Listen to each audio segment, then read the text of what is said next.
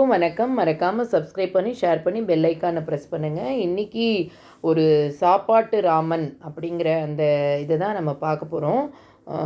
Thank you so much for வாட்சிங் and மறக்காமல் comment செக்ஷனில் உங்களோட கமெண்ட்டை வந்து ஷேர் பண்ணுங்கள். Thank you so much.